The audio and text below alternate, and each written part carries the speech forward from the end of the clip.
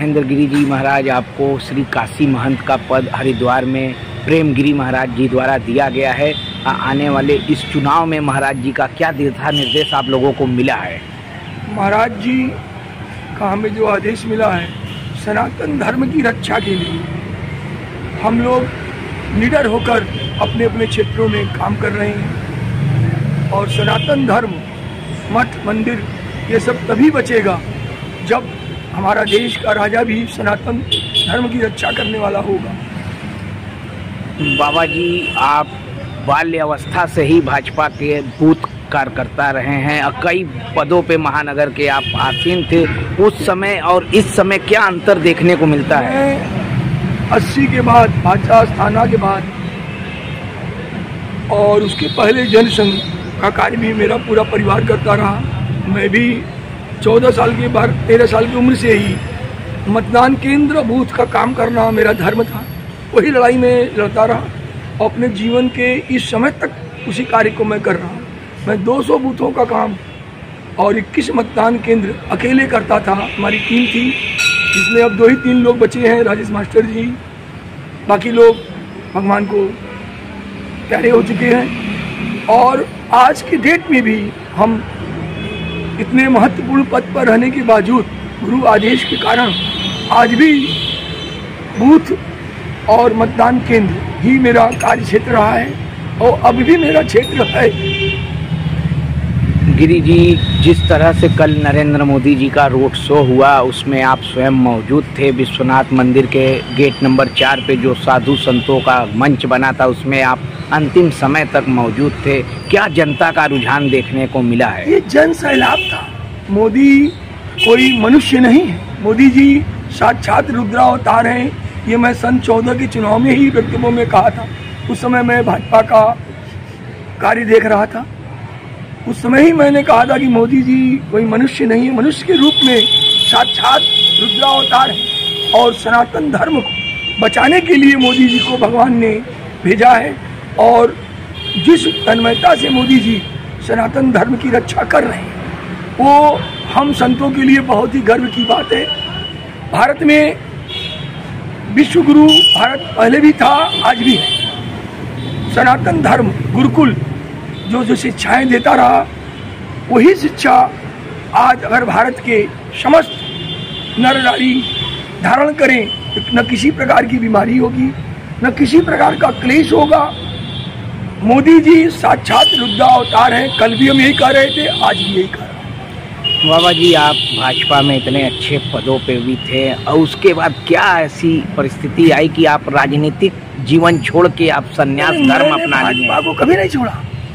भाजपा मेरे ब्लड में, हमारे पूरे परिवार के खून में भरा हुआ है और मैं जीवन भर भाजपा के लिए संघर्ष किया।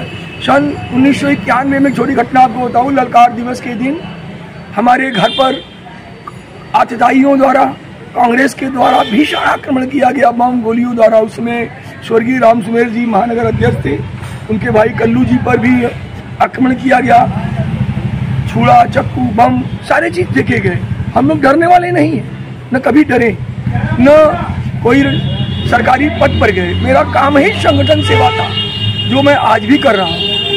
आपके द्वारा जो ये मंदिर का संचालन किया जाता है, इसके द्वारा एक आप धर्मशाला भी चलाते हैं निःशुल्क, जो उसमें क्या है? देखिए, मंदिर परिसर में माँ शक्ति हनुमान जी का मंदिर है जो हमारे पुरखों से जुड़ा हुआ मंदिर है।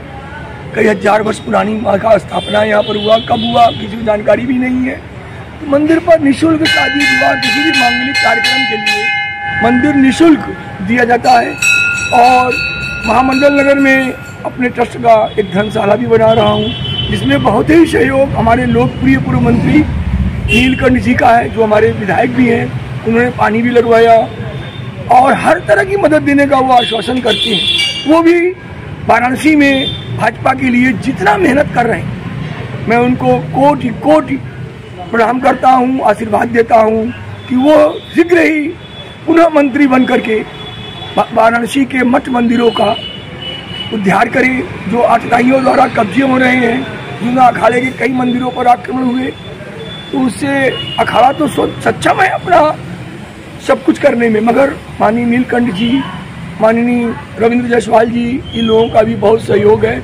रविंद्र जी का तो पहला चुनाव का मैंने संचालन भी किया था और रविंद्र जी भी बहुत ही योग्य कार्यकर्ता थे जो आज मंत्री से पद का संचालन कर रहे हैं। और नीलकंठ जी धर्म के प्रति इनकी बड़ी रुचि रही और कार्यकर्ताओं का इतना, पूर्व कार्यकर्ताओं को तो, बुजुर्गों का तो इतना सम्मान करते हैं कि मैं इन्हें कोटि कोटि आशीर्वाद दे रहा हूँ कि पुनः माँ शक्ति हनुमान जी इन्हें मंत्री पद दें ताकि वाराणसी के विकास में चार चांद लग जाए। जिस तरह से इस समय भाजपा वाले बोल रहे हैं कि 400 पार का नारा, तो क्या ये इस बार सच साबित होगा? सच साबित हो रहा है। कल की जन सैलाब आपने देखा होगा। अभी हम बिहार का दौरा करके भी आए हैं। जब हमें पता लगा, लोगों ने, मीडिया वालों ने भी गलत खबर उड़ाया कि बिहार में बहुत यादव जी का है। अरे यादव जी तो ऐसे विचित्र व्यक्ति हैं जो कि चाराई खा गए हैं, कुछ भी खा जाते हैं, घोर घोटाला करते हैं। तो मैंने बिहार का भी 10 दिवसीय दौरा किया अकेले, कोई बता के नहीं, किसी अपने संतों के साथ। बिहार को मोदी जी का अथक प्रयास और उनके साथ जो हनुमान जी हैं, शाह जी, उन्होंने बिहार को में इतना मेहनत किया कि बिहार की सारी सीटें भाजपा पाने जा रही है। एक सीट भी बिहार में विपक्ष नहीं ले जाएगा। मुझे बड़ी